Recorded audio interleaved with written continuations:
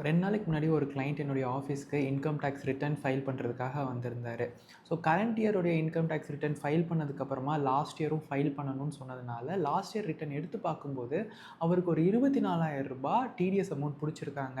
அவர் due டேட்க்குள்ளே file பண்ணாததுனால, இப்போ file பண்ணுறப்போ எங்களால் ரீஃபண்டை வந்து கிளைம் பண்ண முடியல. ஸோ இந்த மாதிரியான மிஸ்டேக்ஸ் எல்லாத்தையும் நீங்கள் அவாய்ட் பண்ணணும் அப்படின்னா, இந்த வருஷம் ரிட்டனை டியூ டேட்க்குள்ளே ஃபைல் பண்ணிடுங்க.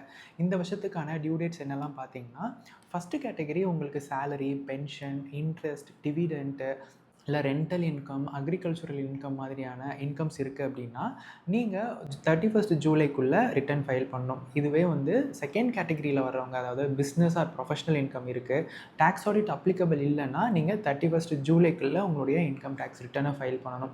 இன்கேஸ் பிஸ்னஸ் ஆர் ப்ரொஃபஷனுக்கு டேக்ஸ் ஆடிட் அப்ளிகபிள் அப்படின்னா உங்களுடைய டியூ டேட் வந்து 31 October and audit report file பண்ணுறதுக்கு 30th செப்டம்பர்.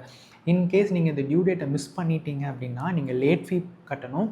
அதே மாதிரி உங்களுடைய எலிஜிபிள் லாஸஸை கேரி ஃபார்வர்ட் பண்ண முடியாது. ஸோ இந்த லேட் ஃபீ கட்டி நீங்கள் 31 டிசம்பருக்குள்ளே பிலேட்டட் ரிட்டர்ன் ஃபைல் பண்ணிக்கலாம்.